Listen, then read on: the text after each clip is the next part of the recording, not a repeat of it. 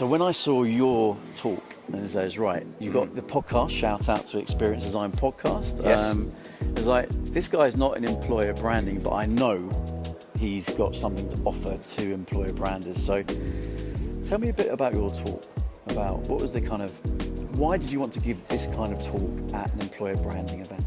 Yeah, I think also, let's just ground in for a moment as well about the theme for this year, which was like the human element. Yeah. And I think if this had been a typical employer brand event, I probably wouldn't have been here, quite frankly. I think it's, for me, the fact that the center of it is around human grabbed my attention. I obviously know Kat as well, want to support the community here because it is an amazing developing community here in the region. I think this region is very, very interesting. Yes. And you know, my personal mantra, journey, focus is around experiences, and experiences are inherently human. Yeah. So for me, it's about really just giving the audience some inspiration, some out of context, out of bubble thinking, without necessarily the answers, but just to invite people to think about experiences differently than perhaps how they're thinking about them today. Yeah, okay. And asking them to just maybe think about how they can recontextualize that into the employer branding world. Yeah, nice. Because I think, you know, from the speaker lineup and the content that was being shared and all the amazing speakers, there was a lot of topics on employer brand content and the focus on employer brand industry, which was amazing. So my contribution to this festival was very much grounded in experiences, but with the intention to kind of add a little bit extra something in there that's a bit different as well. So actually, I think when you were talking yesterday and when you've just said this now, it's reminded me of when it comes to like communication, internal, external, the focus is so often on the message we want to get out there. What does our brand stand for? Right, it's message. Yeah. It's visual consistency, it's tone of voice consistency, but what I love is it's our actions that represent what we're about as individuals, but also organizations, especially organizations that want to attract the right people into an organization. So I think you said something yesterday about the whole thing about experience is the marketing, is the branding. So tell me, let's talk a bit more about that. I love that. So I want to anchor into this because this was actually a quote and a mantra from an amazing man called Joseph Pine. Okay. He co-authored the book, The Experience Economy. Right, yeah. Which actually was published originally in 1999. Wow. And for many are not aware of this book, it was so far ahead of its time that even industries and companies are still catching up with it today. Brilliant. And the element around the experience is the marketing is a real representation and an example, particularly in a way more social media driven industry than we've ever than ever right now. Is people are seeking out experiences more than ever. They're buying experiences, whether it's Instagrammable experiences in the travel and leisure industry, or whether it's, as I shared in the presentation, Balenciaga, who decided to like completely kit out their retail store in pink, fluffy wallpaper and floors to entice the customer in to that experience, to engage the customer in sensory experiences, to something that they've never encountered before in a retail space. Yeah. But of course, as I shared yesterday, was like the first thing you do in these spaces is you pick out your phone, you take a photo, and you share it, and that's free. That's free marketing. Yeah. So when you're invoking an emotion or you're invoking like a memorable moment, most of us will try to capture that, both in terms of our memory, but of course socially as well, or taking photos. So for me, the experience is the marketing, and it can drive marketing, a very organic marketing in outcomes. Yeah. I will share just one additional one from an employee experience one, which we've all seen on LinkedIn. It's a small one, but it's a classic. Okay. It's the thing of like, how many times have we seen somebody join a business and they've taken a photo of their desk? Oh yes, with all of the merch that they have, and in sharing that feeling of being welcomed into the organization. I feel connected, I've met some amazing colleagues already, and I've got this amazing merch. Now, you know, for me, that is a great example of like, just on a very minute level, a micro moment of how that moment of just having a merch box can create a marketing opportunity Yes. of sharing it out naturally and organically on their LinkedIn. Super simple. Sure. And actually, so something else you talked about in your talk yesterday was a massive collection of people wearing white, Yes. having food together. Probably not maybe maybe not spaghetti bolognese, because of the whiteness, Yeah, absolutely. But tell me a bit about that, because I love that. I love that. Let's share a bit about that story. Yeah, so I mean, it's an example that I shared, which was Le Dinner en Blanc, which is a global movement, and is just like, as I shared, it was like a beautiful example of an experience, an intentional experience that is designed for memorabilia to create, really invoke emotion and memory. Okay. It's also to invoke community. So the whole kind of concept and the whole experience is centered in a city, a major city, and when you sign up for it, basically there are a number of parameters. One is that you dress in white. Everybody dresses in white.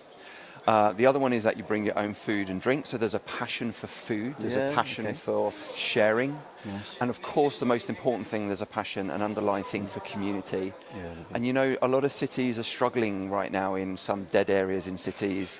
How do you create community in big cities?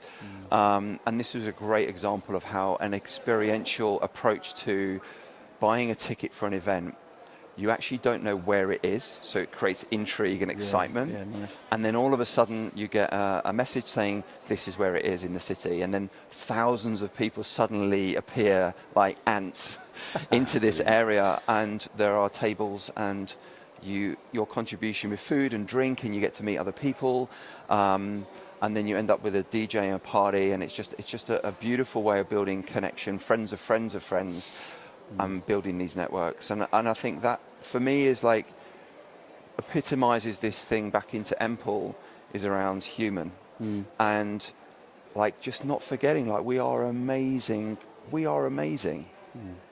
and I don't think we utilize our amazingness enough, and we don't honor it enough, particularly in the workplace. So we need, like in this more social context, we're seeing more and more people buying experiences because they want to maybe break out of their norm, or they want to break out of the life that they're in just for a moment and immerse themselves in a completely different environment. Yeah. And Dinner en Blanc was a great example of that. Awesome. So yeah, Well, beautiful. I think so. Okay, well, people listening and maybe going, well, I'm not going to be able to put fur all over my office, so I'm not going to be able to do this. But I think obviously because of COVID, Yes. and I think it was still fair to talk about COVID, because some people are bored of it, but it's a major thing. What it did do is made sure that a lot more people are not working in the office now. I'd argue that actually creating those experiences are that much more important for employees. Because if you're going to come into the office, a bit like coming to events instead of doing online events. Yes. If you're going to come to the office, make it intentional, make it an experience, and something that people want to be part of. So, how do you go about doing that when you're not this big brand? Yeah. So I mean, or you don't have the big budgets, that kind of thing. I think so. My advice on this, and particularly if we're bringing like this experience thing into the context of employee experience, because there are, even though we've got EX as a name that we give some of this stuff, principally we are still designing for humans, and we're designing intentionally experiential moments or experiences. And the thing for me is, you can think on like 3 different levels. Let's take employee onboarding, or you can do a core week where you're bringing your global team together. Okay. However you look at that, that's a part of a journey. That isn't an isolated element. There's a before, or there's a before, during, and after. So when you're thinking about putting together a team event, think about it not as an isolated specific experience. Think about it as part of a wider journey. And actually, when you're bringing humans together for that moment in time, building community or connection, how is it part of the broader story? How is it part of the broader narrative? And actually, how are you actually thinking about, okay, we know that we want to build, or we want to do co-creation, ideation, or strategize as a business, as a team. How do we think about that then as an experience in itself, rather than in a boardroom just looking at a bunch of PowerPoints and having maybe a couple of Post-it notes on a wall. Yeah. With the lowest budgets, experiences don't have to cost the earth. It's just thinking about it in a much more intentional way and creating an environment for that. In addition to that, just to get this really granular, Yeah. if we think about onboarding, if I said to you, Chris, we need to redesign onboarding as an experience, you'd be like, that's quite a big journey to take on that. So if we then think of that as a macro journey, then you have a micro journey. So, hey, Chris, how about we redesign the first day experience, just day one? Yeah, nice. That's slightly more tangible. The second they switch on or sign in on that first day to the first day when they leave, how can we make that an experience? I've had a beautiful example of that, of a company who, during the recruitment process, a guy was moving from Sweden to London. And during the recruitment process, the hiring manager and the recruiter went to work on what could we find out about this candidate or candidates at the time of a personal thing. Nice. Just so happens this individual loved Premier League football. Okay. Yep. Guess what was in his merch box when he joined? 2 tickets to Arsenal. Oh, that's gold. Yeah, that's brilliant. Okay. So that's just a small token. Yeah. I know, I'm a Liverpool fan. No, but you get my Liverpool, point. good It's man, just yeah, a little same tiny here. intention. Or again, you can go down to a nano experience and just have this on a very specific, tiny thing, which could just be the tickets or a very small, intentional moment that is considered and personal. Yeah, lovely. So again, it doesn't have to be a big thing. Just is the small things can make the big difference, and it doesn't need a big budget. Stuart, and actually what you're talking about, is shades of like user journey mapping and going, actually, let's look at the process people are going through, actually try and walk in their shoes a bit. Absolutely. Bring experts to go, well, what one thing can we do? And I love that. It's talking to Ben earlier on, it's this thing about there are little things you can do. So actually you don't feel like you're leaving a conference and you're having to get to the top of Everest. It's actually bit by bit, as long as there's intention there. Absolutely. And there's some sort of plan to be a first step of something, then happy Absolutely.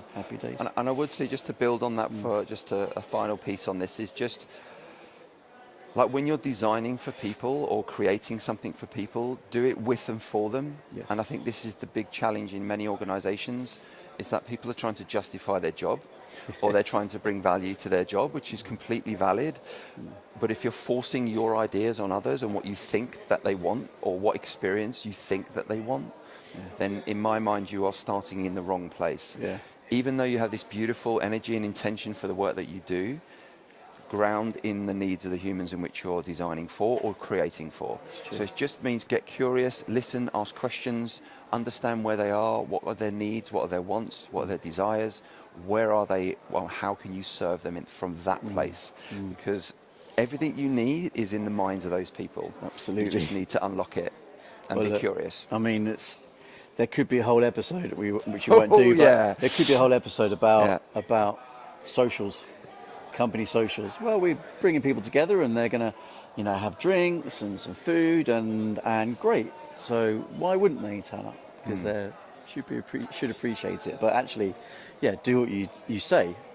Talk to your people, find out really what's right for them, and if they're part of it, then there's more chance they're going to be fully involved in that experience. Absolutely. Rather than what one often sees in organisations when it is enforced. But appreciate it. Thank you very much. Yeah, always pleasure. good to chat. Thank you. Thank you.